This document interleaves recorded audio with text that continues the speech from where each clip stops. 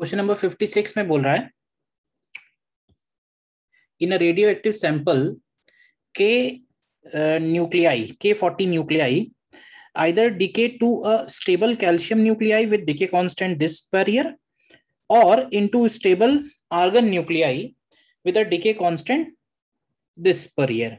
Given that in this sample all the stable calcium and argon nuclei are produced by potassium nuclei only, in the time these many years, if the ratio of sum of stable nuclei to the radioactive nuclei is 99, then the value of T will be. तो देखो ये एक question directly based है parallel DK में. Parallel DK में हम लोग क्या बोलते हैं कि ये जो K है, इस K का डीके हो रहा है कैल्शियम 40 में भी, और इसका लैम्डा दिया हुआ है लेट से लैम्डा 1, और इसी का डीके हो रहा है आर्गन 40 में भी, और इसका डीके कांस्टेंट लैम्डा 2 है. तो लैम्डा जो इफेक्टिव होगा उसको हम लोग डायरेक्टली लिख सकते हैं लैम्डा 1 प्लस लैम्डा 2. तो इन्होंने वैल्यूज भी कुछ इस तरह से दी हुई हैं कि ऐड करने पे होल नंबर आ जा रहा है 4.5 एंड 0.5. तो ये हो जाएगा 5 into 10 to the power -10 per year और ईयर इनवर्स. ठीक है. अब कह रहा है कि इन दोनों का जो सम है, ध्यान से समझना, आफ्टर ए टाइम टी, और इसका जो रेशियो है वो 99 दिया हुआ है. ठीक है. तो अगर हम ऐसे एज्यूम कर लें कि इनिशियली, समझना ध्यान से, t इक्वल टू 0 पे, अब क्योंकि वो 99 दिया है ना रेशियो, तो मेरे दिमाग में ये आया कि क्यों ना इसको 100 ले लिया जाए स्टार्टिंग में.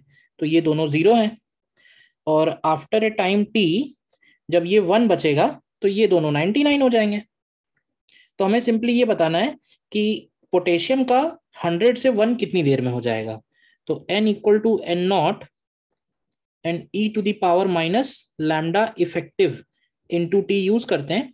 n की जगह 1 आएगा, एन नॉट की जगह हम लोग 100 लिखेंगे, and e to the power minus lambda into T. अब देखो t की वैल्यू भी हम लोग ये वाली वैल्यू अगर रख दें 10 टू द पावर 9, तो ये 5 into 10 to the power -10 and t into 10 to the power 9. तो t हमारा डायरेक्ट निकल आएगा. तो अगर हम इसका लॉग ले लें तो यहां से हमको मिलेगा 0.5t is equal to 0.5t is equal to 10 ln 10. तो देखिए ध्यान से, ये 23 आ रहा है भाई. इसका लॉग लेंगे हम, 1/100 है तो ये 100 इक्वल टू बन जाएगा. तो 100 में 10 ln t नहीं, सॉरी 2 ln 10 इक्वल टू हो जाएगा. तो ये 2 ln 10 की वैल्यू हो जाएगी 2 इंटू 2.3. तो यहां से अगर हम t की वैल्यू निकालेंगे तो 2.3 इंटू 4 आंसर हमारा हो जाएगा. तो इट इज 9.2 डायरेक्टली आ गया.